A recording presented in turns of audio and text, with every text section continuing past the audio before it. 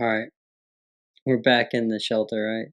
The underground cavern Back and better than ever. and Batcave. Hey, welcome to season 3 or year 3 for us, barely hanging on. Um, uh, you know what? I've heard you talk about this topic for a little while. I think a lot of people are going to be excited to hear about it. So let's have you introduce the topic. I've heard you reference it with patients and literature and stuff like that, which I'm kind of excited about. I feel like you and I are probably the only two that really discuss it right now in our clinic. Which is disappointing. Well, But it is what it is, man. I mean, yeah. you're fighting mainstream ideas and whatnot, and uh, it's a whole other thing. But anyway, why don't you introduce what we're going to talk about and maybe give a little discussion about it or your little rant on it or whatever you want to do, and then we'll go into literature a little bit. All right. Yeah. I have been excited to talk about our minimalist shoes and or barefoot shoe concepts, barefoot foot strength as it relates to everything, let alone exercise and running and lower extremity health. We can move up the chain a little bit to the back or to the hip and pelvis, but I think certainly the foot, the ankle, the knee, all relative to what we have on our foot. So, what do you want to start with? You want to talk about the changes that occur in one's posture, ability, foot strength, whatever, like when they go from, say, wearing a shoe, also known as shod. You talked about that earlier. I really wasn't paying attention. Yeah. But they reference wearing shoes in the literature as shod running, SHOD. Yep. Okay. And then barefoot running is barefoot running. So where do you want to start, and we can kind of like go off from there. Well, let's start just by saying that both you and I have started wearing minimalist shoes almost exclusively. In fact, I have stopped wearing almost every other shoe that I have, or every other shoe that I have. I put it on when I try. Every now and then an occasion comes along where I have to put on a dress shoe, and I don't have anything outside of my dress shoes that I used to wear. And I'm like, holy shit, this feels terrible. Yeah, it's not nearly as comfortable at all. Yeah, and I remember I used to put on a pair of shoes and say, oh, wow, this feels really good on my foot. But I did the same thing when I put on the pair of Zeros that I have. I did the same thing when I put on the Wittens. I did the same thing when I started with the Ultra. Then I started to make my transition from the old shoe to Ultra, which was a zero drop, yet it still had some cushioning in it. And I knew that I didn't really want the cushioning. I wanted a low profile. The shoe was raised. I don't know how many millimeters, but it was definitely still high up off the ground. And it felt good. Don't get me wrong. That cushion felt good on my foot, but at the same point, I knew that that's not what I was really going for. But I had such a hard fucking time finding a pair of shoes that didn't have an elevated heel, that didn't have cushioning, that was low profile, minimalist, zero drop. There was one store, and this was after COVID, that had a pair of the Ultra Solstice, which are a lower profile, but they didn't have my size. And they couldn't get it because we were having COVID. So, of course, we couldn't make shoes in the middle of a pandemic. We had to shut everything down. That's a different topic. No, no. That is not a different topic. I'm pretty upset about it because I was convinced that the shoes that I had was made in America. By Americans. Boy. Yes. This, in spite of the supply chain, and come to find out, they are made in China. But I still love the shoe. Still the most comfortable shoe I've ever worn. But I want to go into my story a little bit here in a second. But how long ago did you start wearing minimalist shoes? I mean, I could tell you I've got probably 300 or 400 miles of running on my Zeros. I put another 300, 400, 500 miles on my Ultras. I don't know that gives you a great time frame. Well, I mean, like how many years ago do you think? Yeah, I would say 2 years, maybe 2 years? 3, maybe 3 years ago. Because I've been running now for the last 4. And I quickly said I need a different pair of shoes because what I had was not good. I could tell right away. My feet were not liking it. My legs were not liking. My knees were not liking it. And I got a running shoe, and I went for the Ultra. At that point, I was making these modifications to my lifestyle across the board to try to improve every aspect, every corner, every niche that I could to get the max out of my body. You weren't wearing minimalist shoes when I wore Vibrams? You started wearing the Vibrams, and I was not wearing them then. No. Okay. No, I started wearing Vibrams in 2007. You'll appreciate this. I was watching, I want to say I was watching the Australian Open. And there was, I think it was an Australian female tennis player who was older. She had a comeback, and they were talking about her fitness, and she was like probably the fittest tennis player in on the court at the time. And they had referenced, they did like a little segment where they referenced the footwear, and she was wearing Vibrams, Vibram Five Fingers, and those shoes were initially made for sailors, so they could, sailors like to be barefoot for the most part. They don't like to wear shoes because it becomes too slippery to race. So they wore Vibrams, and Vibrams gave them a little bit of protection from certain things in the boat, whether it's metal or wood or whatnot. But it also provided grip while still allowing them to be pretty much barefoot. Right. But this person started training with them, and Vibram started making shoes that one could train with. And then they made several assertions about health implications, decreasing ankle pain and foot pain and knee pain and hip pain and back pain, all these assertions, and talked about how important it is to be barefoot and why you need to be barefoot and using the small little intrinsic muscles of the foot and ankle that you otherwise can't use or have a hard time using wearing shoes. And then they tried to make a bridge between why do people from other countries, non-industrialized countries that don't have shoes, why are they better at running marathons or running sprints, or why are they better in athletics for certain reasons? And many of them are barefoot. So I was curious about it, so I bought a pair. And I remember, saying to my girlfriend, now wife, I'm just going to go for a run. And at that point, I typically run anywhere from like 3 to 12 miles or so. I went for a run, and I'm like, okay, it's a new shoe. It's like a new car. I'll take it out for a spin around the block, but I really shouldn't go too far because I don't know what's going to happen. And 1 mile became 2 miles, became 4 miles, became 6 miles, became 12 miles at the time. Yeah. Dang. In Jacksonville, yeah, and running by the water. It was just a great run, and I felt awesome. I felt youthful, and I felt springy, and I felt fast and light. And when I got back, I was like, fuck. Yep. I jacked myself up. I'm going to have a problem tonight. I'm going to have a problem tomorrow, and probably for a little while. And then to my surprise, I was fine the next day. I felt great. Felt awesome. I didn't feel stiff. I didn't feel sore. I was fine. So I went for another run. And then, that was my training method. And I fell in love with it. And I said, well, from now on, if I'm going to run, I'm going to run in a minimalist barefoot shoe. And so I did. And I haven't looked back since.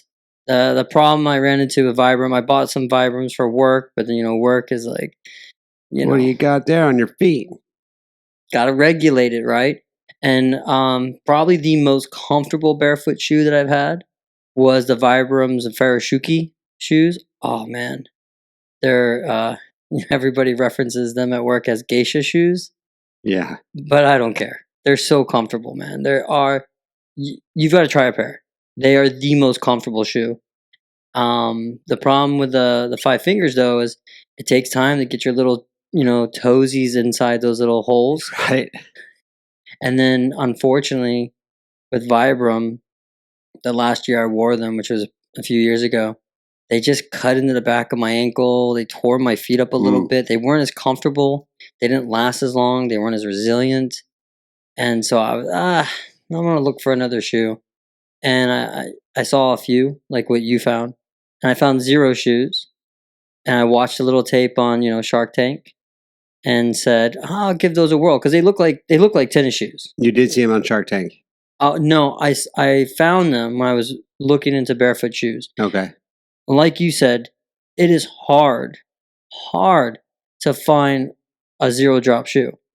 That being said, I recently had to look for shoes for my children, and my children have wide feet, and they get that from their mother, by the way. That wide foot, I don't want to put them in a shoe that tapers because all shoes Right. taper at the toes. I've been asking. I've asked several people, or told several people, that do you really think you have a wide foot, or do you think that most shoes are too narrow? Because our feet are designed to widen at the toes. They're supposed to splay out. I've met countless people who think they have wide feet. Almost everybody, I think, has said, I've got wide feet. I have met a few people that said, I've got narrow feet. And I've looked at their feet and I'm like, oh yeah, they're more narrow than most feet I've seen. But for the most part, everybody thinks they've got wide feet. I think just most shoes are too narrow. Like you said, they taper at the toes, they squeeze your foot in there, and then you feel like, well, I must need this extra wide shoe because most of the shoes I'm putting on don't fit. Well, I think the answer to your question is yes and yes. I think for my children, they do have wide feet. Is it possible that their feet isn't really that wide, but compared to the standard of shoes that they're told that they're wide? Yeah, maybe the standard is too narrow, but that's what they have, right? So maybe the standard's too narrow, and therefore a lot of people are told they have wide feet to the standard when it's the standard that's at fault here. However, you're absolutely right. Every shoe that you find, they taper in, and people wonder why they get blisters on the outside or inside of their foot and their arch. Why do they start to have bunions and corns? Why is it that their little pinky toe gets squeezed in, and it's jacked in, Or it comes busting out the side of the shoe. or that, or what about the big toe? How many times do people complain about the big toe overlapping the second toe? Right. But the problem that I had was when I was looking for shoes, I knew how important zero drop was, and the original shoe, Converse, is a zero drop shoe. So that's what I put my kids in. The problem with Converse, is like many other brands, is that they now Converse makes wide shoes. You look at Nike, you look at Adidas, you look at all the other shoe brands, they don't do wide anymore. You almost have to get them custom made, or you have to call a company, but you can't just go to the store and get a wide pair of Nikes. Now I'm starting to find that to be the case with Converse, and I couldn't find a wide pair and then finally I found one, Chuck Taylor's, and you gotta, do you like this one? And that's a hassle with the kids, but it is so difficult to find a shoe that is zero drop, that is wide, okay, for the toe box, so the foot can develop. And these are children. Right. These are children. They are their feet and their ankles and their knee. They're developing. They don't need to be squeezed into a narrow shoe and develop around the anatomy of the shoe. The shoe should fit their anatomy. So, that it's very difficult. And then when I was looking through for myself, I found all these different brands because at the time, I'd worn Vibram for a long time, probably anywhere from like 5 to 10 years at that point. And, I found all of a sudden all these designer brands were making barefoot shoes because it was a fad. But they're either they're expensive, but they're cheaply made, or they're not really zero drop or whatever. Yeah. And I came across Zero and I was like, oh, this looks interesting. So I looked at their site. I looked at how they build a shoe, why they build a shoe that way, why it fits the anatomy. It had, instead of one feature, for instance, a lot of companies will give you a zero drop shoe, but they don't have a wide toe box. Some companies will give you a wide toe box, but don't have a zero drop. Or some of them have like a 1 centimeter, 1 millimeter, 2 millimeter, 3 centimeter heel with a wide box, and there's a lot of things. Or there'll be like the how do you say? They're like a high top shoe with a little bit of a heel, but a wide toe box, or Yeah. a narrow toe box and a zero drop with a high ankle. And I don't need all that guff. So when I found Zero, I was like, okay, let's look into this. I looked into them a little bit, and then I found their video on Shark Tank. Watched that. Loved what was the owner's name? Steven. Steven. Yeah. What's his last name though? Sashin. Sashin. Steven Sashin. So watching his video, and if I remember correctly, and you correct me if I'm wrong because it's been a while, he had he was a runner, and he had an injured knee or foot, and I don't know if he had to have surgery or whatnot or just recovered, but he had to recover. And then he tried to go back to running, and he couldn't run because it was too painful. And then I think a friend had mentioned to him about the Peruvian Indians and how they ran in sandals. And they were you're talking about just like a piece of leather that thin, and with a strap on it. So he used one and ran with it and realized, I'm not having pain. I can run and I'm okay. So he built his shoe around that when he pitched it to Shark Tank. And it was really more of like a sandal. Right. Right? Yeah, that's what they brought on the Shark Tank. It was the sandals.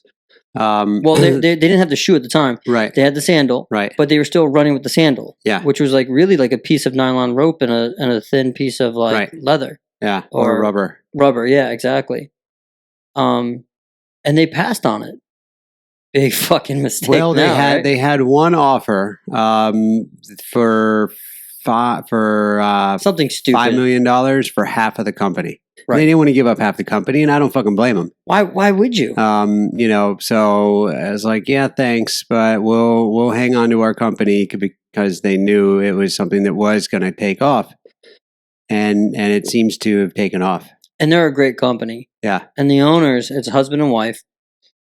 They, from all I know, and I don't know them personally, but they seem to be genuine people who are interested in making shoes that are appropriate for one's health.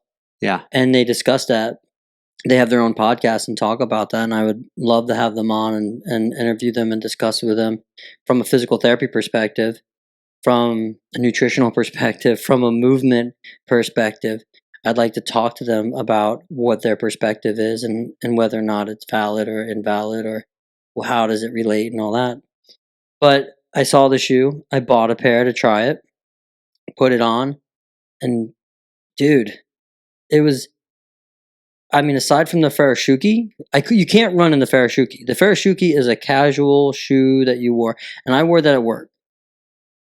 And it got a lot of attention for that because, the boss is like, come on, that's not is that going to protect you? And I'm like, well, if I drop a fucking dumbbell on my foot, it doesn't matter what kind of shoe I'm wearing. If it's not steel-toed, I'm going to bust my foot. What shoe is really going to protect you from something that's actually going to hurt your foot? Right, exactly. We ain't wearing steel-toed boots. No, that. They're not beneficial from our job. Do you think it would help if we had steel toes and we're trying to really kick someone in the butt? Get them moving, like get up and go. Come on. Oh, man. I try to stay away from all that liability. But I really want to be comfortable anyway, so I don't know about steel-toed shoes anyway. No, I couldn't imagine. I've never had to wear a pair. Those big-ass heels? Yeah. No, thank you. So I got the Zero shoe, wore it. Fucking awesome shoe. Fell in love with it immediately. It was better when I ran with it, and I'm sorry, Vibram. I was a loyal customer, but it was easier to slip my foot into it. Yep. Went for a run, and it was better than the Vibram running with it. It was a great experience. I can't say to you how, it was like a life altering experience for me. Now I'm thinking, okay, I'm going to wear this to baseball games, and I'm going to wear this, when I mow the yard, and I'm going to wear this to outings and stuff like that. And I'm going to wear it to work. And unfortunately, I don't like to wear socks, so I did it without socks, and eventually it got a little smelly. Oops. Throw them in the washer. You can wash them. They're incredible. And it lasted me for like 3 years until my wife's like, listen, that is a really bad smell. So I just had to buy new Zeros. Yeah. I've heard them on a recent show say that they have upgraded or improved the shoe so that it's not as stinky as their older versions. Yeah. This is with one of their first versions. And now I have several of them. I will We've got a couple of our pair right out here. I believe they're the same. I believe they're the same model, just different colors. But this was my second pair, the HFS. Mm-hmm. My first pair, I actually think was a their Aquasport for my obstacle races, and I needed a better shoe for the race because my Wittens were worn out. So. Well, we had talked about those Wittens because you were trying to go that way, and Wittens was a cheaper pair of shoes. They were cheap. They felt great on my foot, and I just wore them out. I mean, I wore them down. Like the tread on them is pretty much gone. Now they're my grass mowing shoes. I almost threw them away. I almost threw them away or left them at the race, but I said, "Wait a minute, I can cut the grass in these still." Yes, because I don't want to cut the grass in my good shoes. But like you said, I had to have a pair for running. I had to have a pair for work and a pair for whatever else I'm doing, hitting the gym or just casual wear. So, I mean, granted, that's my Prio that I wear to work and the gym and everywhere. I would like to get another pair to actually wear maybe outside of work and not just to work and everywhere else. But I'll say though that the HFS that you and I both run in is incredible. The feel, the experience. I did the same thing. I put it on. I'm like, oh, this feels incredible. Yeah, I'm going to go run, but only 1 to 2 miles because I don't want my foot to go through this extreme change from this torn plush that I was wearing from Ultra cushion. And 5 miles later, I'm like, okay, get off the road. Let's go see how you feel later today. And I was okay. I think I was a little bit sore, but I don't. At the time, I hadn't been running that many miles that frequently, but I did it and it felt great. I mean, it does feel amazing to get out there and just run with your feet feeling free. Oh, just to have your toes stretched and splay out. And, I will say that when you go to barefoot running, especially if you don't transition, you just go right to it and start training with it. The first thing you're going to feel is a lot of calf tightness, and you'll get sore in the calf. And why is that? Well, the literature clearly shows that your initial contact is going to be closer to the mid part of the foot and to the forefoot. That would be towards the toes, the ball of your foot to your toes, as it should, because the calf is really like a spring. The foot is absorbing some energy, absorbing your body weight and the energy that you are coming down with, and then it springs back the calf, the gastroc and the soleus, as well as some of the other plantar flexors. They recycle that potential energy into kinetic energy as it springs you forward. So when you go from dorsiflexion to plantar flexion, and that's really an oversimplification of it. But that's oversimplified. That's oversimplified. But basically, you're using your calf more. Okay. Because it's not that sounds simple. Yeah. And to our listeners, try this. Try walking around barefoot around your house, your tile home, or your wood floor, or your carpet, and walk on your heels. See how comfortable that is. People hate it. Oh, well, and think about it from an anatomical perspective. What do you have underneath that calcaneus, the heel bone, that will absorb energy and protect you from the impact of all your weight? You've got a really thin piece of skin. Well, and you got fat pad, and you have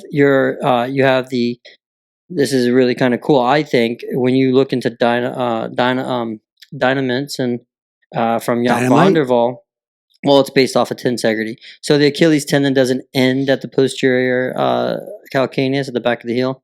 It really just kind of blends into the periosteum, which blends into the plantar fascia that inserts the underside. It comes down. It doesn't. So I mean, we should all know where our Achilles tendon is and what it is. We should have taken a foot model. Yeah. Yeah, we should have took a foot model. We will do that next time. But I mean, looking at a heel, at an ankle. Yeah. So if your heel is you see that big cord coming in. Right here. And it doesn't stop here where you might think it blends in, like you said, and becomes part of the bottom. Well, in traditional medicine, we'll say, no, that's where it stops. But when you look at like research that the more advanced levels of research and more advanced medicine, where they talk about the biotensegrity, you see the tendon doesn't stop. It's just a transition piece right there where it attaches into the periosteum of the bone of the heel. And then it comes in and blends into the plantar fascia. So the plantar fascia and the Achilles tendon and the gastroc and the soleus are all pretty much of one unit, if you will. Right. Okay?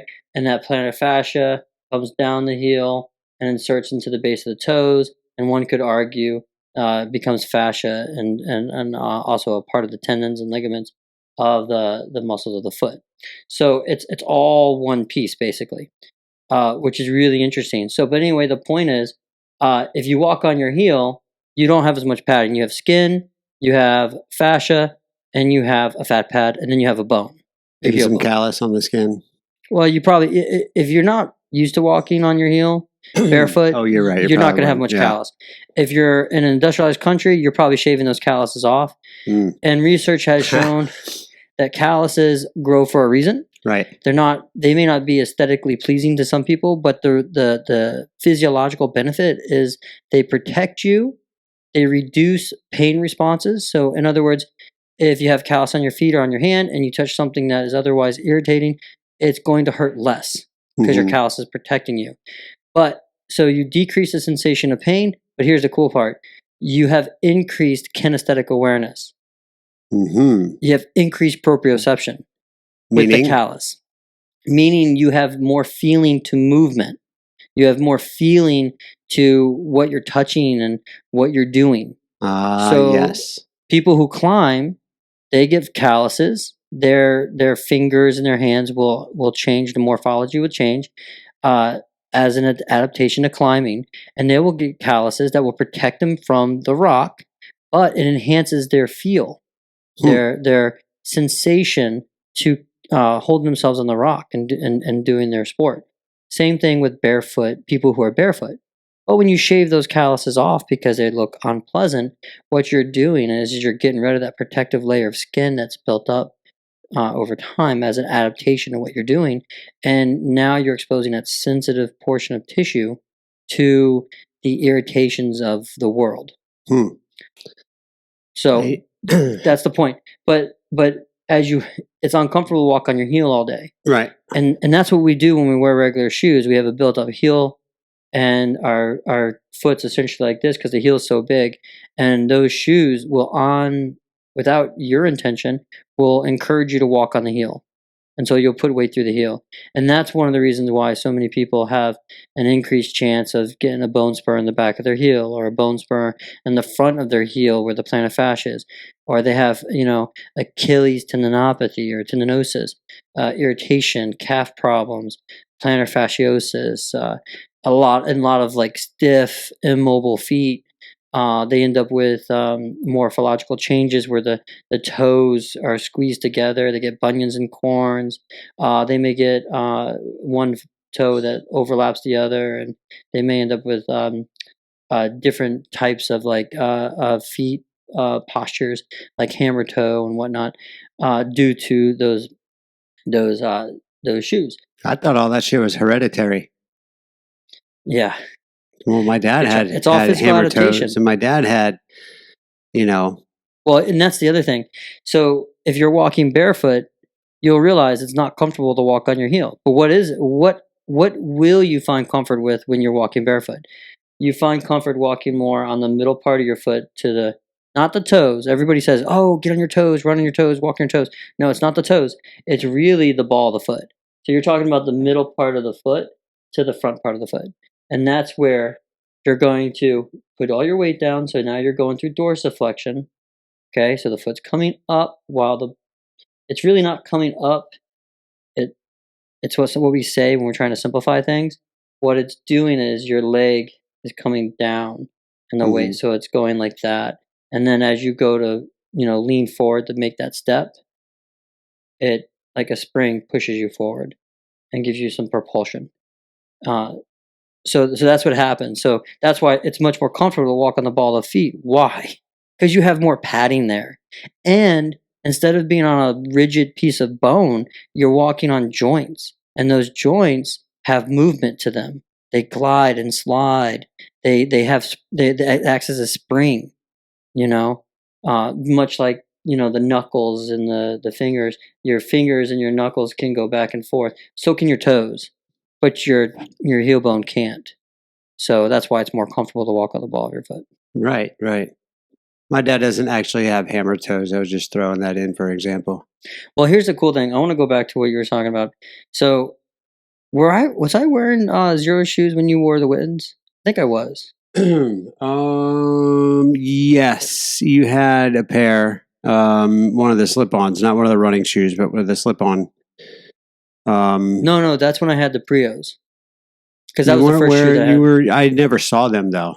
You were wearing those to run, Yeah. but you weren't wearing them to the clinic. You weren't wearing them to work. Oh yeah, no. Yeah. You're right. Because at the time I was the only one doing that, and Yeah. I was getting some heat from some of our bosses about that. Yeah, I came in with mine. And you're like, wait, what is that? Like these are my barefoot shoes. You're like, now you're wearing barefoot shoes. I'm like, yeah, this makes total. This is the thing. This is total sense. Where's you're not.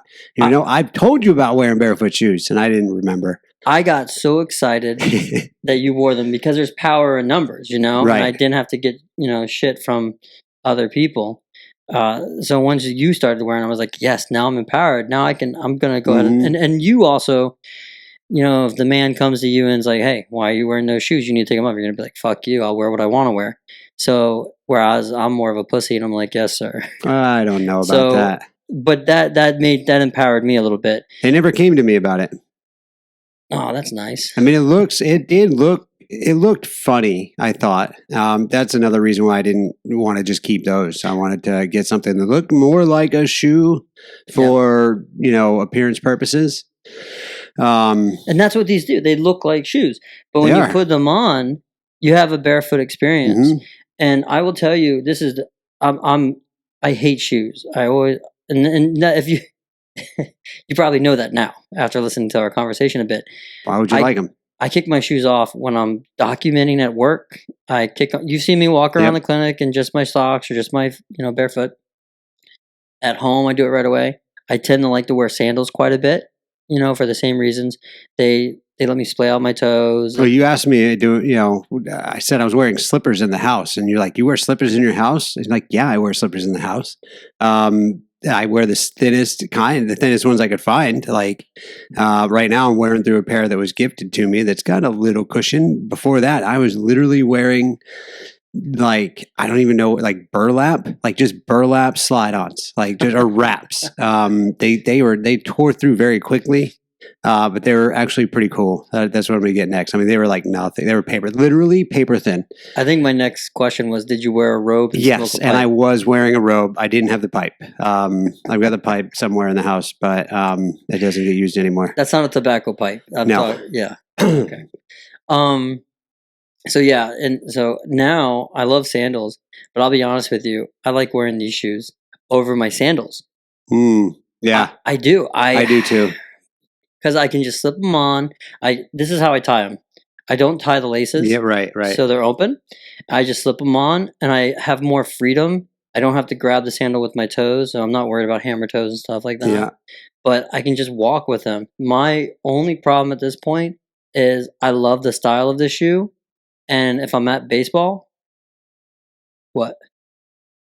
I was just listening. It's funny because I can hear Lisa cooking in the kitchen, and she's got a podcast on. Guess who she's listening to? Not us. Oh, she's listening to Steven Sashin. As long as is that right? Yeah, she also loves them. Finish up because I've got another story, but then I want to get into a little bit more. I've got some questions. We may need to turn that down a little though. Interfere with us, but right. So anyway, as I was saying, like my biggest problem with these shoes now is that I really like their style, and so when I go to the baseball field, I don't want to wear them because I don't want to fuck them up. Right. Yeah. With clay, but I have another pair that I fucked up already. There you go. So I wear them anyway, but I just don't fuck up my zero because I love them. They're my favorite shoe, and I can't wear anything else now. So far, they are a bit of a talking point. When I wear my blue and yellow or blue and green ones, they get comments on them all the time.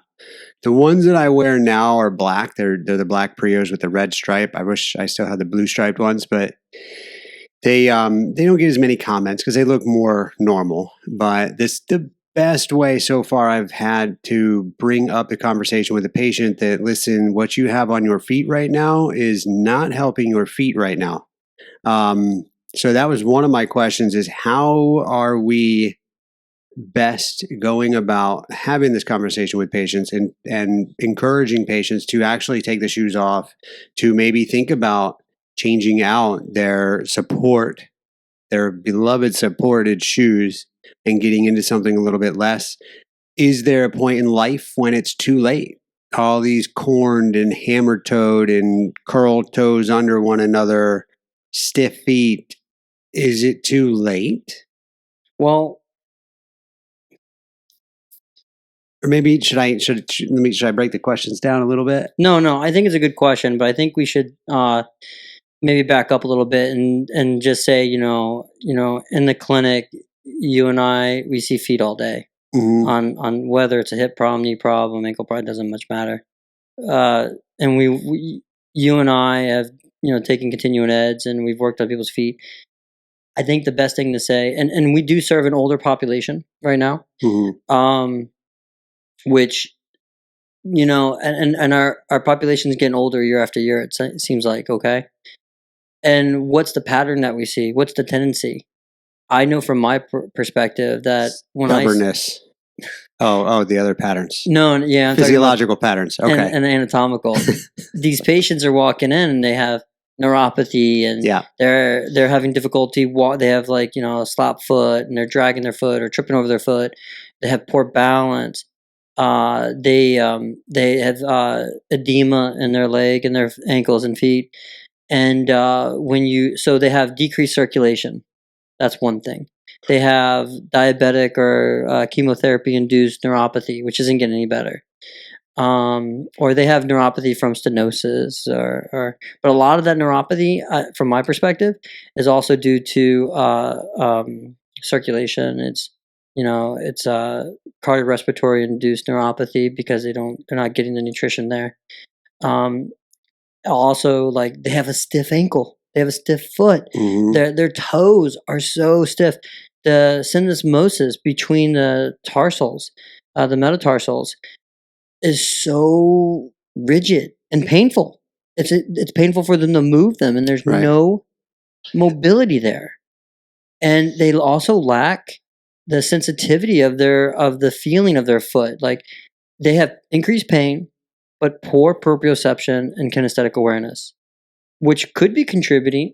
Of course, it's neuropathy, right? But maybe that's contributing to their balance impairments and their gait disturbances.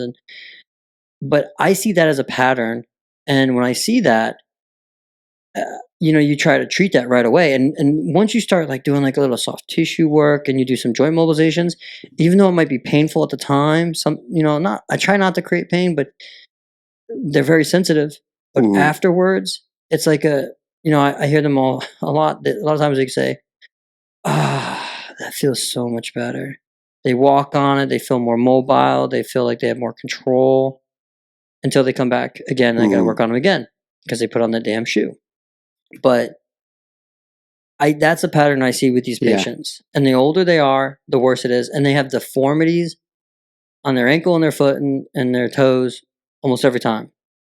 Right.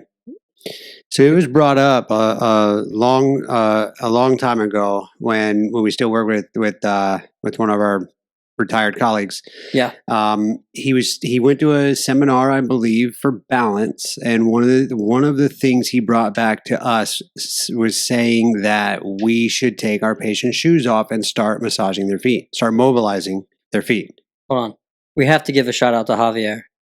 Okay, I wasn't sure if he wanted his name. I don't care. I need him to know. I'm going to shout it from the mountaintops. We love you, bro.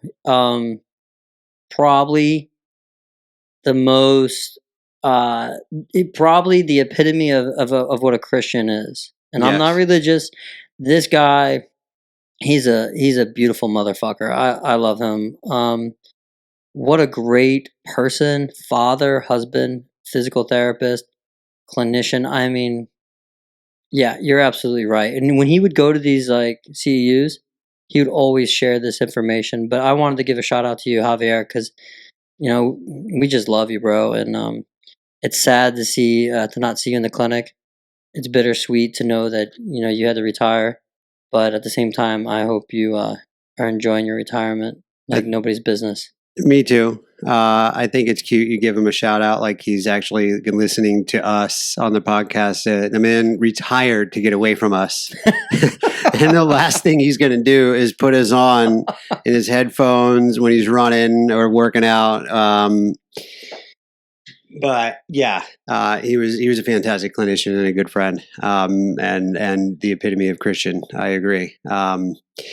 But yeah, he says take the shoes off and mobilize the feet for balance, and that made total sense. So I did it for a little while, and then I probably steered away from it or stopped doing it a little bit because it gets to it. I feel like everything kind of runs in cycles.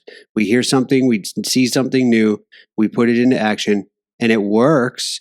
But for whatever reason, we get back into our old cycle, which maybe is just exercise, get on the feet, and do whatever else we were doing.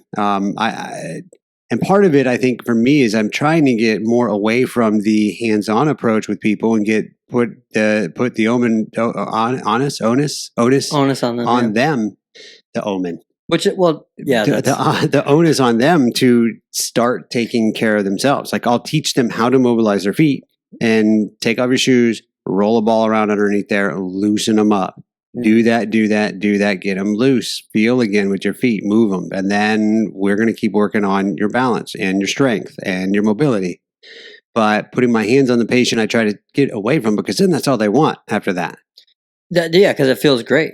And it's a lot of work. There was another colleague that we had, and you remember this, who actively discussed, the benefits of soft tissue work and joint mobilization for neuropathy.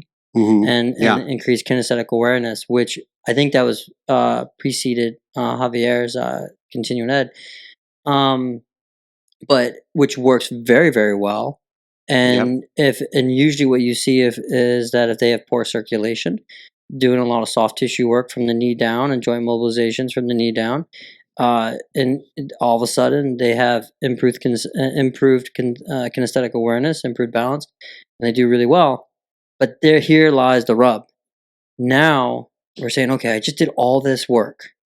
I don't want to do it every time I see you. And if I have to, it's not medically necessary. I can't continue. I'm not a chiropractor.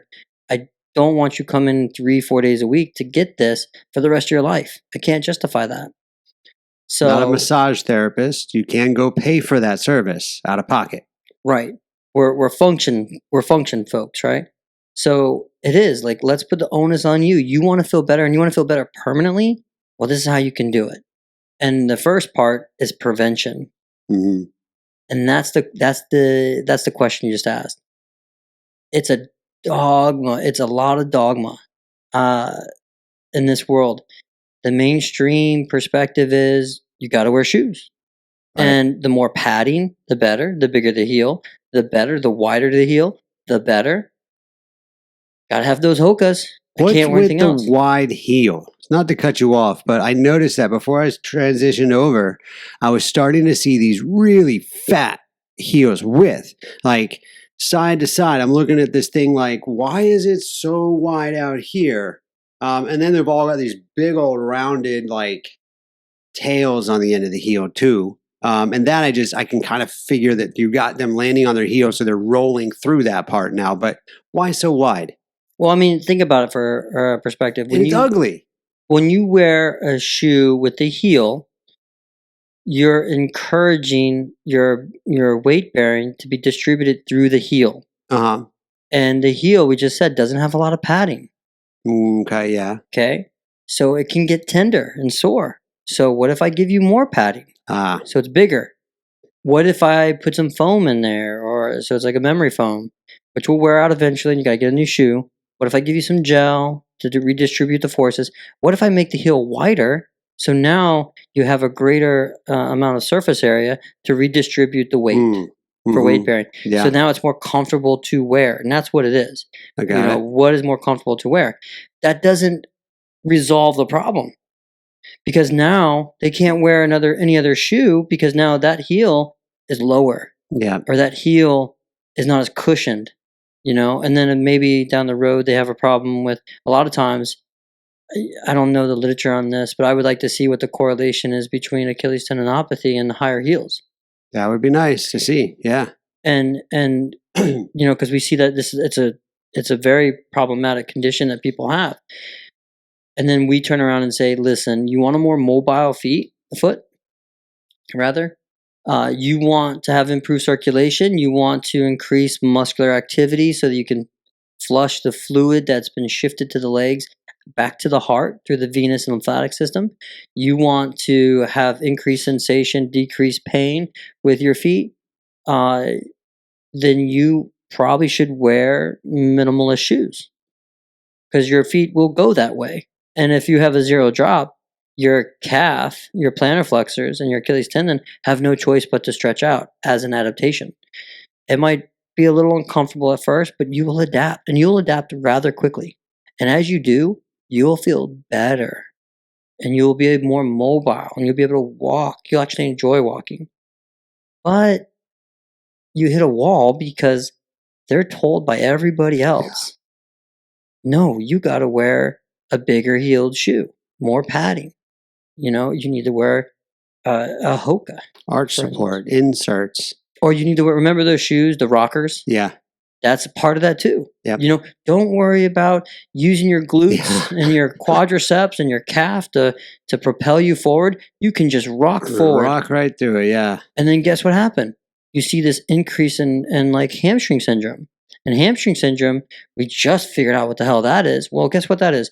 If you're pulling, when you walk and you put your foot down and you land on the heel and you pull yourself forward with the heel in front of you, instead of pushing yourself forward with the leg behind you, you are using your hamstrings to do that.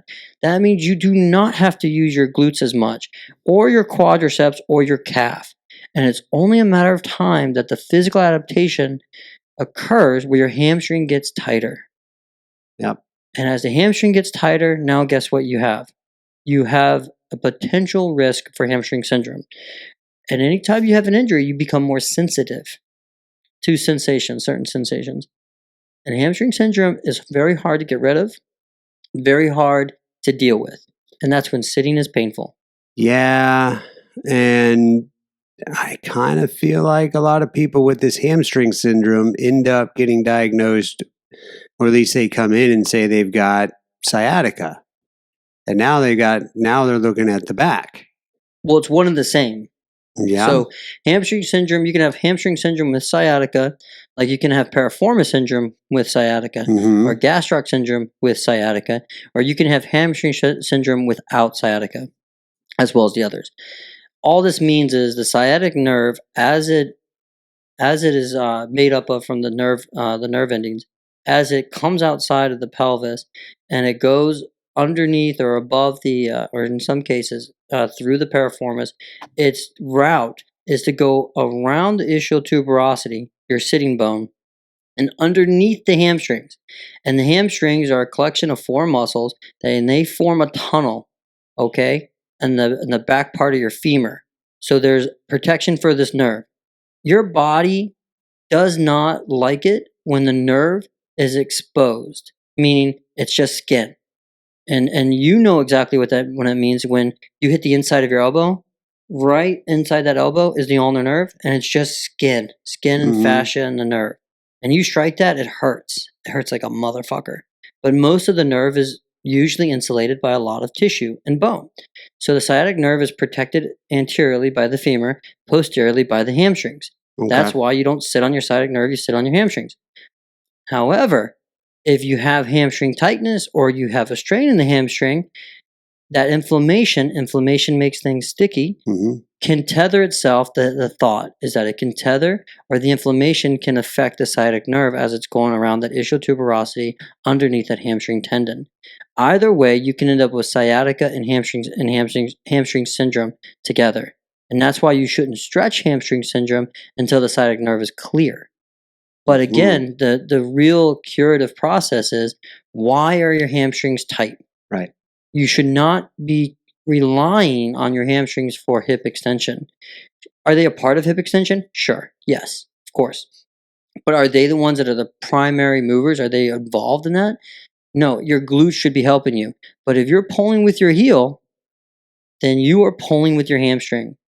That's not walking. Walking is you land on the middle part of your foot to the front part, and you're pushing off with the back leg to propel you, not landing with the heel. How many people do you see land like that? They exaggerate that heel strike or that initial contact, and then they pull with their heel. And that's what people are doing unintentionally because of footwear, mostly. Mm-hmm. What like when we analyze gait and we look at every step after the toe off, we go into swing phase or lift off, toe off. Is that the same thing? No. Yeah. I'm getting to the point where your foot starts to come to the ground. We have heel that's strike. Called initial We're going to use contact. Rancho Los Amigos wording, which is very similar to the old traditional wording. So you have like initial contact and heel strike. So yeah, the initial contact is when the foot's touching the ground after it's swung forward. Because I feel like for a long time, and a lot of people have been taught or conditioned to heel strike, heel toe, heel toe, heel toe. Yet when we walk efficiently or safely, if you will, should we not be striking heel first? Should we be landing more on the midfoot, outer midfoot, rolling through the ball of the foot? Yeah, you like controversy, don't you? Well, I know I don't want there to be controversy. And I ask this because sometimes too. So I take off my shoes, right? And I'll be walking around the clinic because we're on the second floor. And I hear that thud, thud, thud, thud. My calcaneus hitting the ground. I'm like, God, that sounds painful. And eventually it does start to bother me a little bit. It's not comfortable. So in my mind, I'm like, well, why am I doing that? I know I don't do that when I run. I kind of do it in my shoes when I walk, though, sometimes. But I'm thinking, am I taking too long of a stride? Is it too long of a stride? Should I shorten it, land more on my midfoot or less of my calcaneus? And should patients also be being taught that? Because I feel like that, back to my actual question is, I've even been guilty of teaching people, take a step out, land on the heel strike first, heel strike, and roll through your toes. You know, I'm going to say that we really don't know. It's not conclusive yet.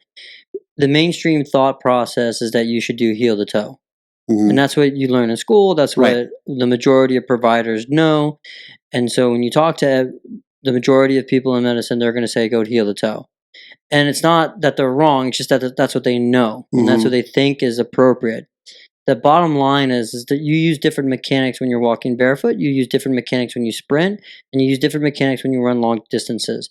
If you're running longer distances, you're going to probably be more, depending on whether you're wearing shoes or not, you're going to probably be landing more midfoot. If you're wearing shoes, you're going to definitely be heel striking, okay? If you're barefoot, you're going to be more midfoot. If you're sprinting, you're going to be more of that front part of that ball of your foot. And if you're in shoes, you're definitely on the ball of your feet. But if you're walking, shoes, you mean? Well, no, I'm just saying in general, just in shoes. Oh, you mean sprinting? Yes.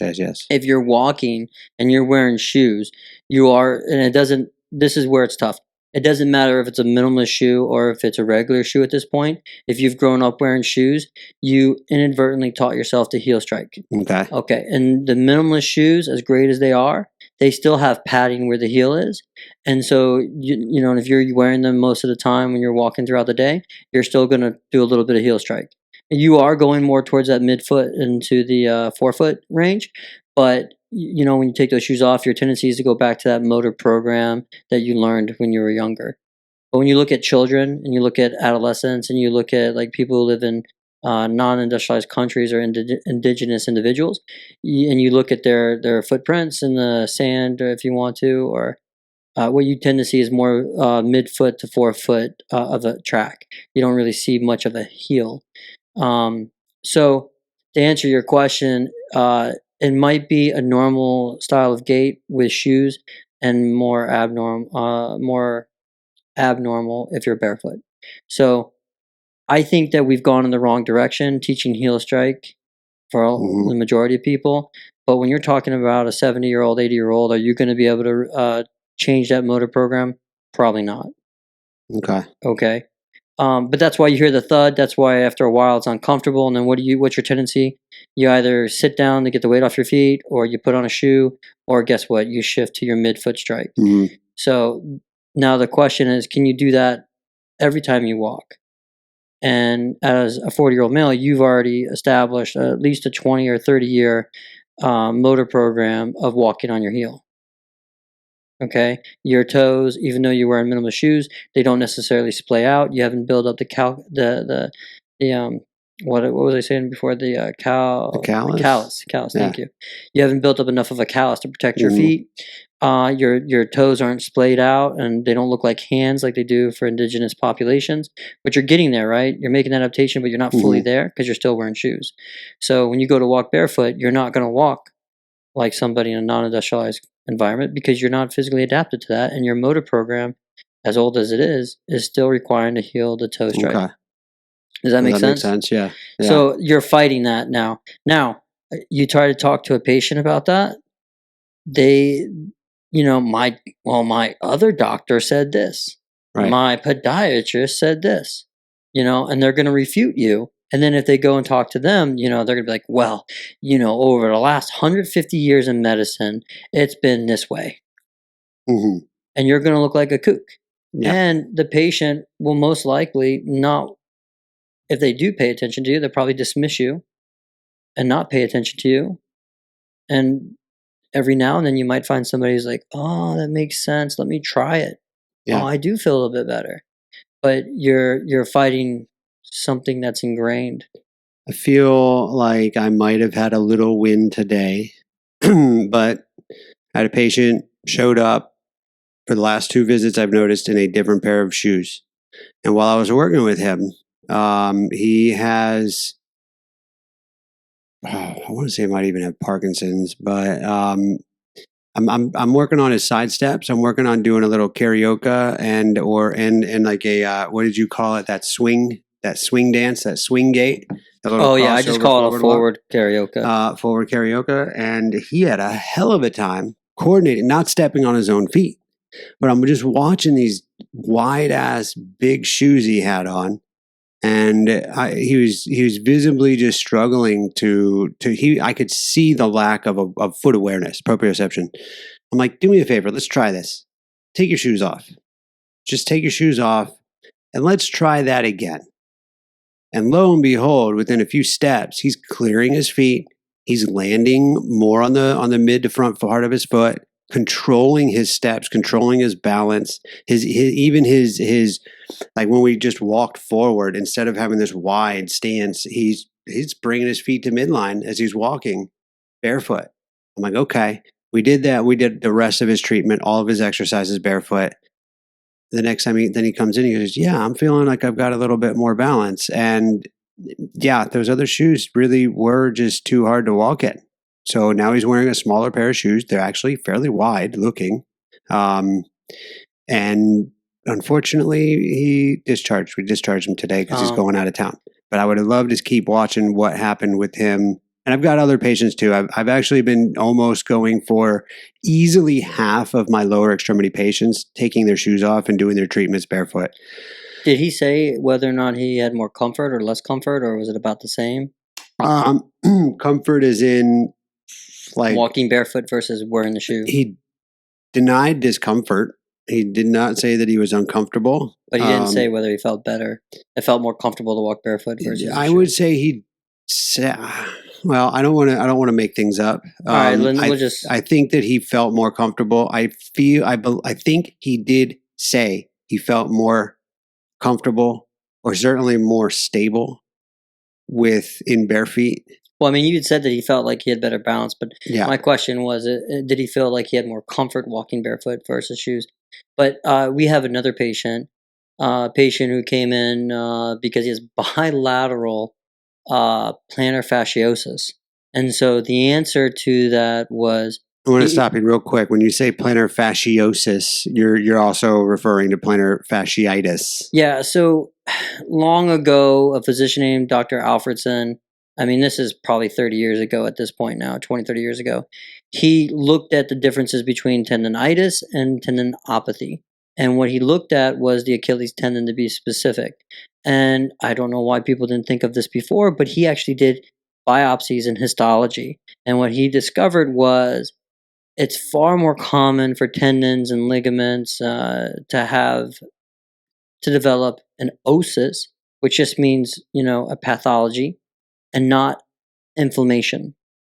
And so when you're discriminating between an itis and an osis or an opathy, you're basically saying, okay, it just started. I've had it within 6 weeks. There's some visible swelling there. That's probably itis and inflammation and swelling. Mm-hmm.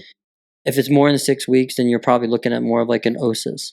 Okay. And that's where you, just like, tearing a muscle, you may have torn the tendon or the ligament or the fascia a little bit. It tries to heal. It can't heal adequately. The fluid will shift from the layers of the tendon. You have an endotendon, you have an epitendon, and you have a paratendon. So the fluid literally shifts from where the collagen is to the outside of the tendon, making it look swollen. But meanwhile, the collagen, because it has less water, becomes dehydrated. And what happens when you dehydrate things? Think of rice and Rice Krispies. It loses its size. It gets usually constricts. It discolors to a darker color, and then it becomes very brittle, easy to break, like a Rice Krispie. Right. If you soak it in water a little bit, what does that Rice Krispie do? It makes noises because it's absorbing fluid. All right, that's called tribonucleation.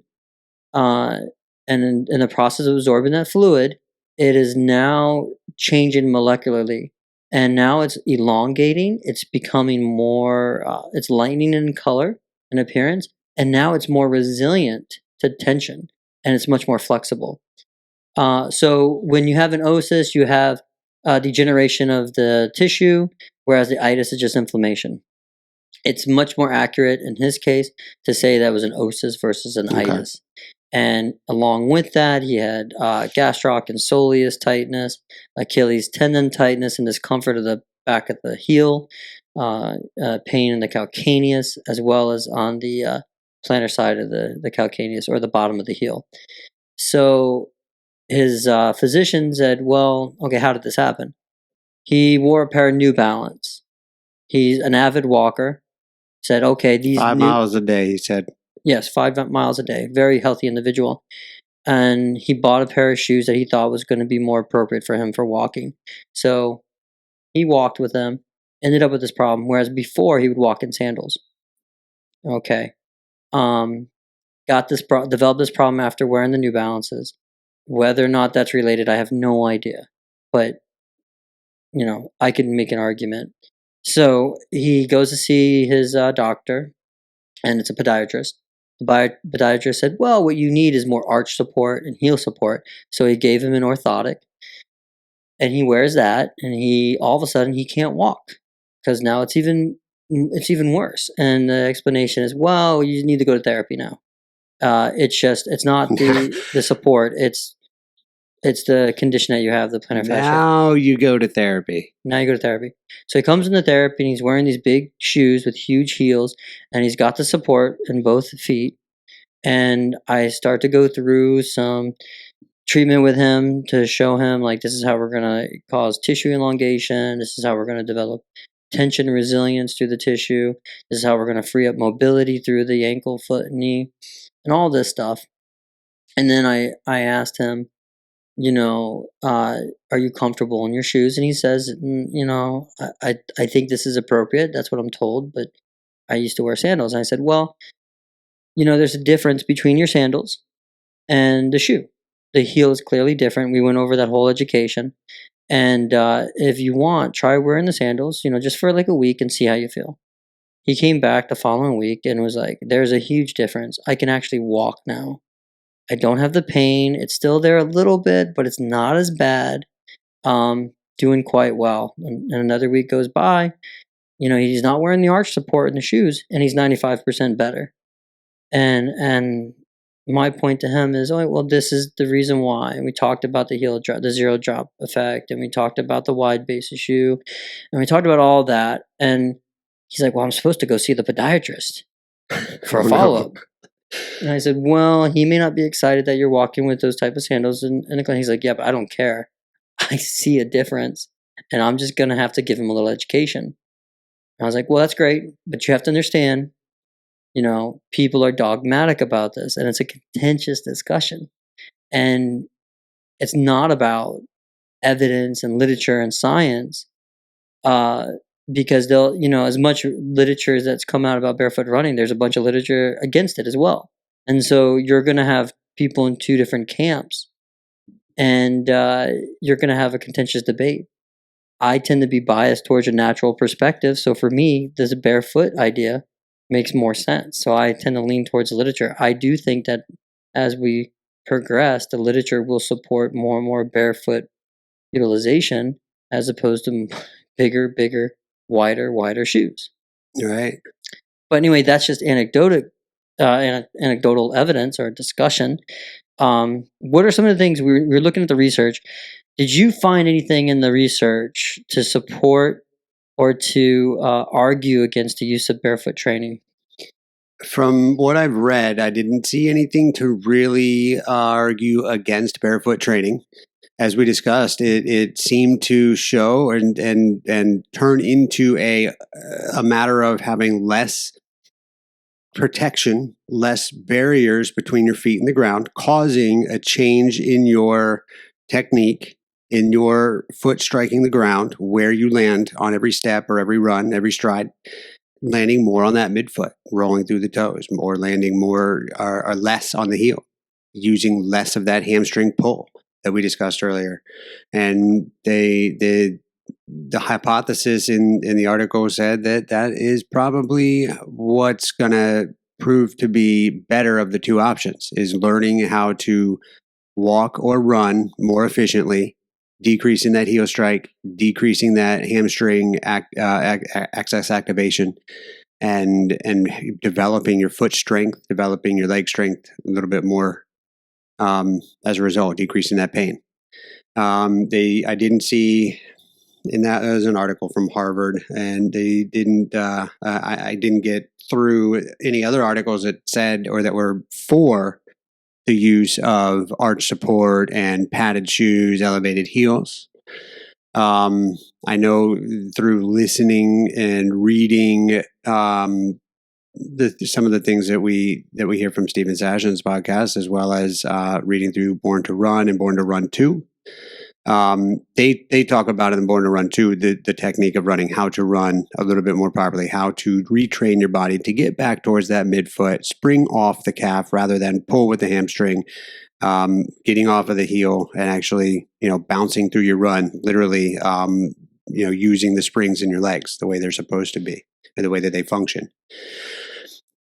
So that's I was going to ask you what you found or read through any research, either for or against barefoot shoes, or did you find anything supporting the use of orthotics, arch support, padded shoes, cushioned shoes?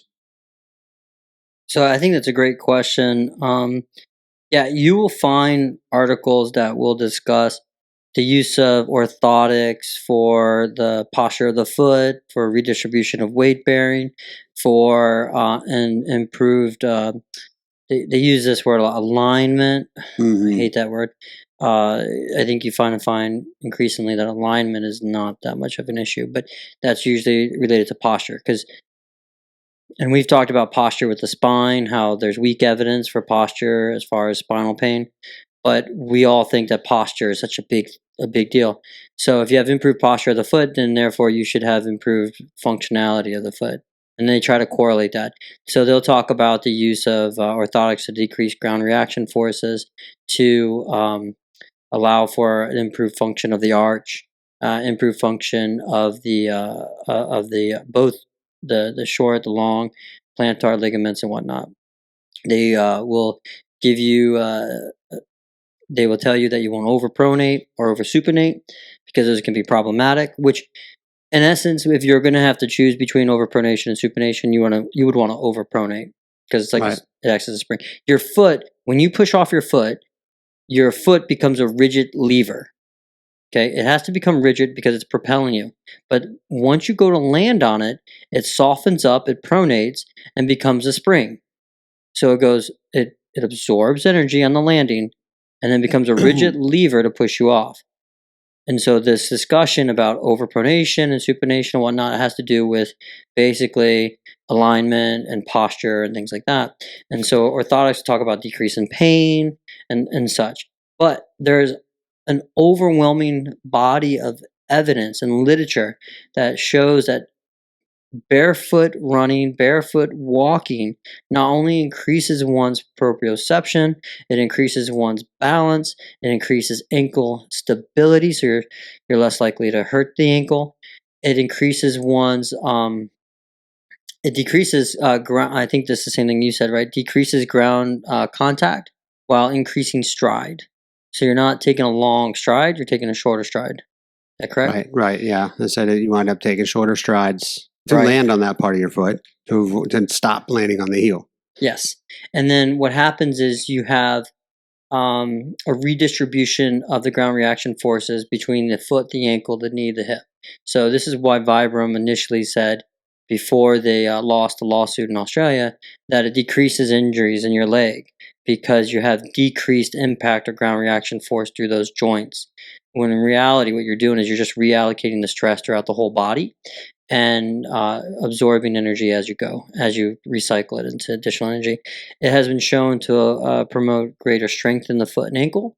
It has shown to create more power and speed. And those two things, power and speed, as we get older, what do we tend to lose? It's not necessarily strength, it's more power and speed. Yeah. Which is relevant because if you don't have enough power and you don't have enough speed, then you have a higher risk of falling and you have a higher risk of succumbing to pneumonia. So you have an increased risk of poor quality of life and an increased mortality. So power and speed is a big deal. But when you're talking about barefoot training, there's a plethora of improvements that seem to occur. And the literature, when it started 30 years ago, wasn't that big, but now it's becoming very, very large. And so this is why you see this big push towards using shoes that are more anatomically appropriate, like the zero shoes, which are built for one's anatomy, versus a Hoka, which is not built for one's anatomy. So I wonder if you have a shoe that we could show, an old shoe that we could show a difference in the Not in this anatomy. room. I can grab one. Go ahead and grab one real Okay. quick, and then we'll pick up from there. Okay. Go ahead and show. Well, and this is the other thing too. Research has shown that barefoot training also increases, lo and behold, not only circulation of the leg and foot, but and also helps with swelling, but it also increases mobility. So we'll look at those two compared. So you can see there's no heel there, and you have a pretty big heel. Is that Adidas? This is not Adidas. K-Swiss. This is K-Swiss. Okay, so now you see the heel. Now let's flip it over and you can see that's not too bad. But traditional shoes have a much wider heel, which is just as wide, if not wider, than the toe box. And when you're looking at a shoe like the Zero shoe, you'll notice that the heel is a little bit narrower, a little bit shorter compared to the toe box. The toe box is the widest part. So, which is appropriate because that's exactly what your foot looks like.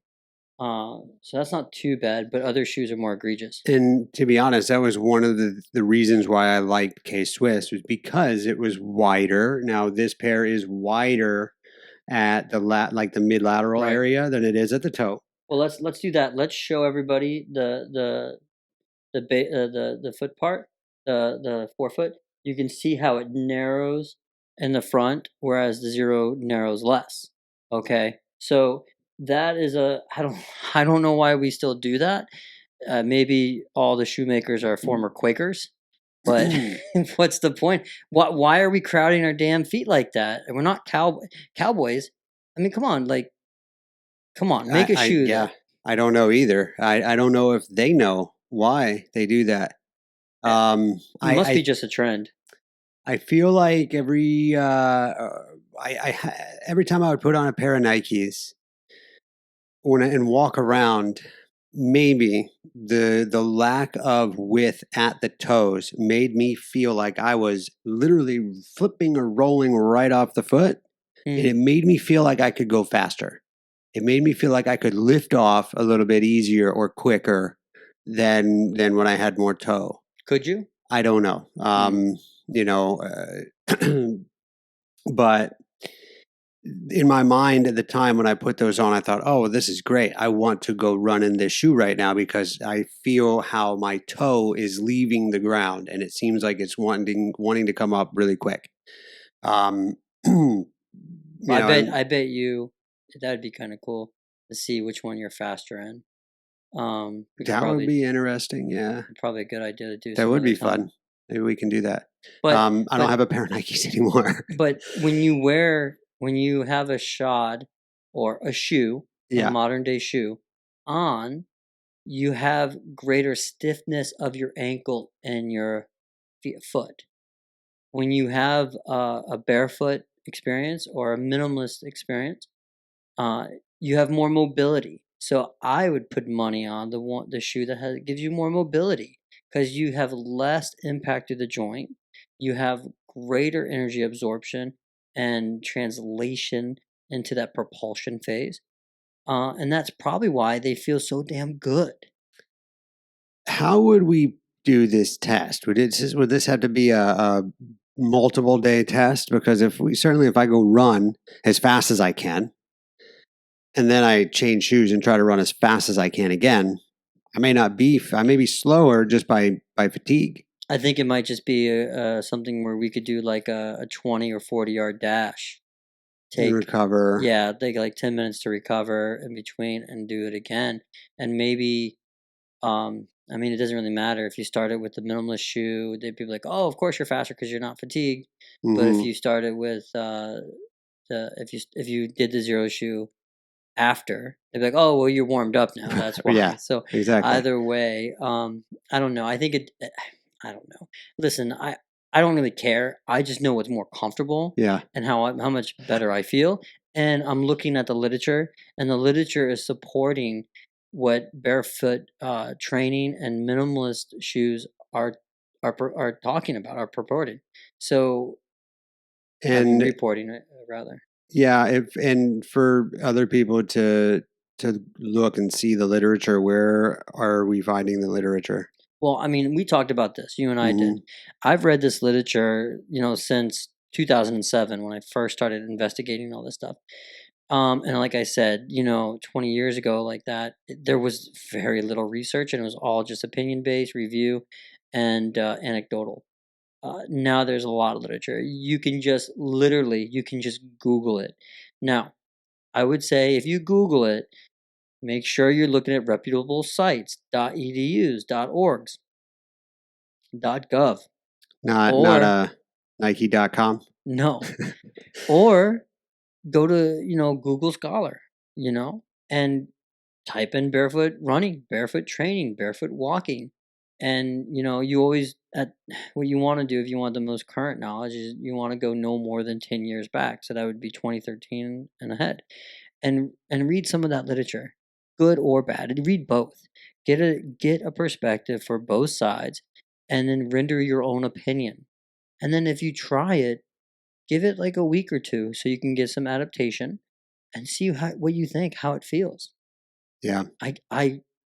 I think it's harder for an older individual to see a bigger difference because they've been down this road for so long. I think maybe it takes longer for them to notice a difference. I don't know. But I think that younger individuals, and this is why I'm so big with my children, they're developing. I don't want them to develop around something. I want something to develop around them. So I am very particular, and my wife is, I tell my wife this from the get-go. I want them to be barefoot as much as possible. Now, she didn't agree with me, and she argued with me about it. But when it came to my youngest son who has SMA, she quickly learned, oh, this is why you don't want to brace him. Oh, this is why you don't want to put those types of shoes on him. This is why him being barefoot and not being in braces is beneficial because he's moving more. He's Yeah. getting better with activity. And again, she came at it with a mainstream perspective, and I'm Right. coming at it at a perspective of like naturalism, and also I'm looking at the literature and I'm like, well, this doesn't make sense, but this does, and let's go this route. And so now she's like, okay, I can see it. I can see why. So when we get shoes, for her and for the kids, it's let's get something that's a minimalist shoe, that's specific to the anatomy, so we can actually function and not have to worry about secondary problems. So are you guys a whole zero family? No, not yet. She's still investigating what shoes she likes a lot, Hmm. and they have to be super cute. Has she put on a pair of I zeros? don't think she's worn any of the zero. That's a great idea. I should buy her a pair of like Yeah. zeros just to see what she You thinks. can use my affiliate link. No, we're gonna develop an affiliate link for this podcast, That sounds not like a just great for you. idea. I will say I did, in fact, it may be why we're dating today. Saw Lisa. One of our very first conversations was about heel pain, plantar fasciitis or fasciosis, and the Hoka she was wearing, the insert she had spent hundreds of dollars on, nearly probably $1,000 or Hold on, more. she bought a pair of shoes Yep. and then had to buy inserts for the pair of shoes Yep. to allow her to feel comfortable in the pair of shoes that she bought. Yep. That she was instructed to buy. Right. Just think about that for a second. Just think about that. If that was beneficial, why? I see. I tend to agree with evolution. Right. Some people may not agree with that. They may agree with creationism. Okay, why would God create you any other way? Why Bingo. would you evolve any other way? Bingo. It doesn't make any sense. Just think about that.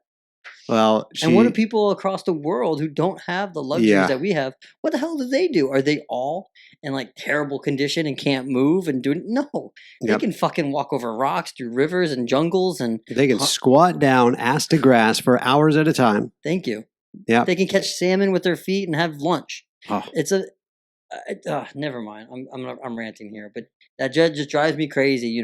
We have the answers, and you need to wear an expensive pair of shoes, and then you need to wear an orthotic to give you additional support that the shoe can't provide, even though it's the best shoe in the market for your condition. Yep. Yeah, bullshit. I run with a friend of mine, and he keeps buying Nikes, and he loves them. And every time he buys a pair of Nikes, guess what else he buys?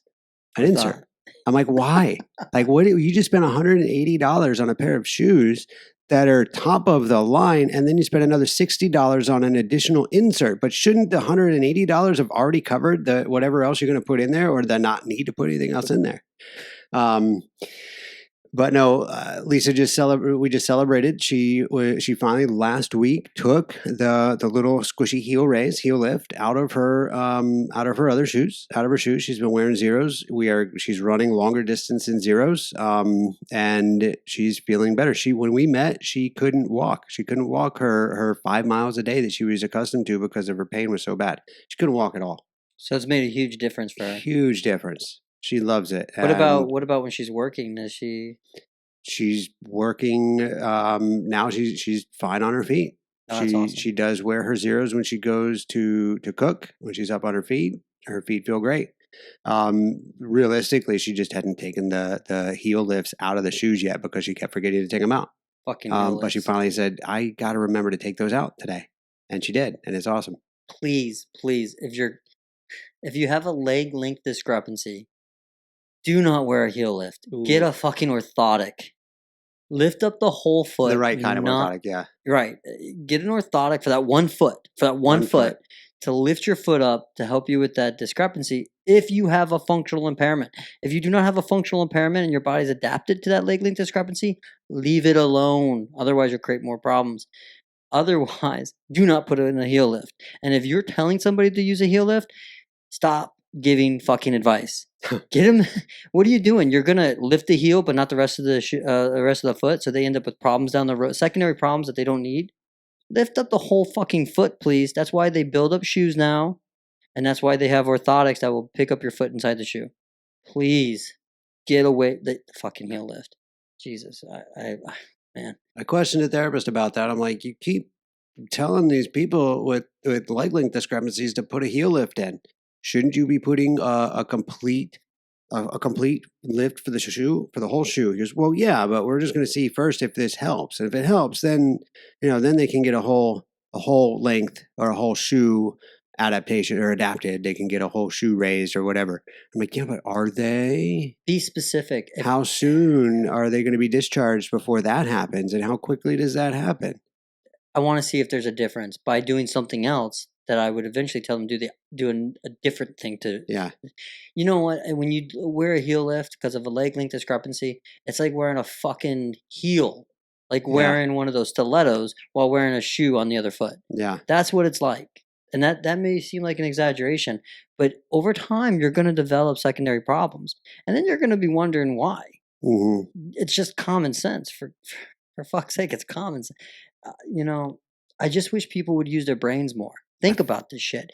And if it's hard to think about it, and it's tough sometimes, look into the literature. Yeah. Look, you have resources. With the internet, there's so much information going on. There is no excuse to not be abreast of the information that's present. Oh, I digress. Well, anyway, I think this has been a great conversation. One that we plan on having again down the road. We're going to need to, for sure, because this was just really kind of the first sit down about it. I've been trying to avoid actually talking too much about this outside of this podcast because I wanted to actually have this fresh conversation on the podcast. Yeah, I've seen. You know who else wears zeros? When he wore them and for our podcast, I was like, "Oh, Oh, is that Caleb? No, Ken Diesel. Oh yeah. Yeah, He does. remember that? Yeah, and he's like, I wear these fuckers everywhere. They're my favorite that's what shoe. I noticed him. He was the one that told me to get the Wittens or told me about Wittens. Oh. I saw his foot or his feet, his shoes, when I was training over there and at Dream Fit. I'll give him a little shout out. And I was like, "Oh, you've got the barefoot shoes." He's like, "I fucking love them. Yeah, feels great. My feet are free. I can move." I'm like, "Yeah, I think I just started wearing the Ultras and was making my transition toward them." And he's like, "Yeah, do it." Then I'm like, "Okay." So he went from Wittens to zero too. Yeah, I think. Was he wearing actual zeros or was he wearing a different minimalist No, he was shoe? wearing actual zeros. Okay. And yeah, I just want to remember. I want to be absolutely clear about this. We are not receiving any. There's no conflict of interest. We're not receiving any type of compensation from Zero. They don't even know we're talking about this. We're just talking about Zero because we really enjoyed them as a minimalist shoe. But whether you're wearing Vibrams or you're wearing Ultra, or if you're wearing Wittens, or there's other brands out there, there's like splay shoes as well and whatnot. Minimalist shoes are just great. It just happens to be that Joe and I both think that the Zero shoes are the most comfortable shoes that we've worn so far. So we're not trying to promote anything. You find your path and your way, and God love you. I hope it works out, and hope you feel great. Yeah, I've looked for other shoes, and like you said, these are just my favorite that I found. And I know like Vivo are another minimalist shoe. I'll be honest, they just don't look all that cool. Most of them. Well, I mean, and then you have your major brands, Nike, Adidas, and Reebok, and all them. They try to make a. They tried, but to be honest, I don't even want to give them any more of my money. No, really. They said it right. Like, why would they put out? Why? All of the minimalist world has said that. Why would they keep putting out a minimalist shoe in Nike, which is completely opposite of all the other shoes that they have? That doesn't make sense to them. For them, and it's like, well, wait a minute. If we've got a shoe here that's actually better than all the other shoes we've de-evolved our clientele in, what are they going to say when they realize that we've been giving them shit? But their barefoot shoes aren't even barefoot shoes. They're not. And let's be honest here. When barefoot shoes first came out, Vibram owned the patent on it. So people could not make barefoot shoes until Vibram's patent was done. So Nike, Adidas case was all of them. They had to wait for the patent to be up. The patent came up. They said, well, we want to compete in this market. So that's when they started making them. But they weren't really barefoot shoes at all. Right. They still had a large heel. They still had a constricted toe box. They weren't really built for your anatomy. Their argument was, oh, you're gonna feel like you're barefoot inside the shoe. And it just wasn't that case. And I don't know why. I don't know if they care. I don't know if they understand the literature and the evidence and the reasoning behind it, or if they're just trying to make money. I tend to think that they're just trying to make money. They're a corporation, and that's what corporations do. Keep up with the market and do your best, to make Yeah. money. Yeah. But nevertheless, we're going to give a shout out to Steve Soshin, and we are going to reach out to him to see if he will uh, interview with us on our podcast. So that's what we're going to try to do, and have maybe a more detailed discussion about the anatomy of the foot. Because one of the things Mhm. you talked about was arches and Right. keystones, and the keystone and the arch would certainly be the medial cuneiform, as it lies in between the navicular and the first metatarsal, and that is supported by an arch that is provided via the posterior tibialis tendon, the plantar fascia, the long and short plantar ligaments. And if you remove one, such as cut the plantar fascia, you have a high risk of tearing the long and short plantar ligaments, which means you have a collapsed arch. And then you end up with posterior tibialis tendinopathy or rupture or injury.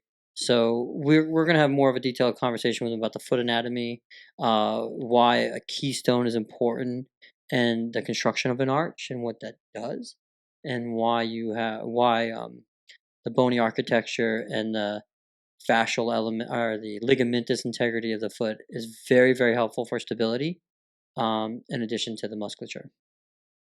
But anyway, I think that's all we can do for now. Yeah. So, Steve, if you're listening to this, which I hope you will, please, consider being interviewed and coming on our podcast so we can talk feet all day long and discuss barefoot training.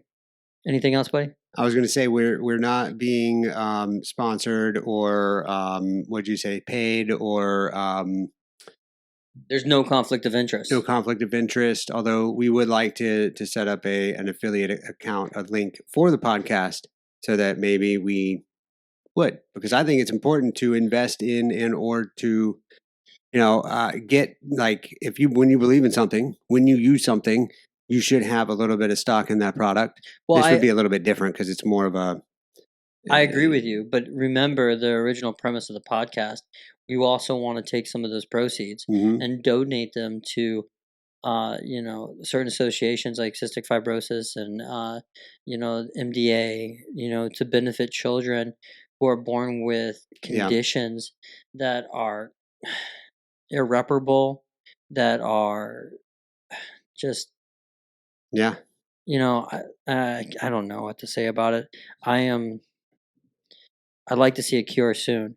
And if I can help with that by donating some money to their associations, if I can reach out to our subscribers and just say, hey, listen, just and you don't, and you know what? Listen, if you don't want to donate to us, or if you don't want to help us out to monetize this podcast or anything like that, that's fine. If you feel more comfortable donating to those associations, do that. That might be even better. I I just want to help out those individuals, not just children, but I want to help out people with cystic fibrosis and muscular dystrophy and SMA, because those are near and dear to our heart. So if we do have an affiliate account, those proceeds, a good portion of them, 25%, will be going to those associations.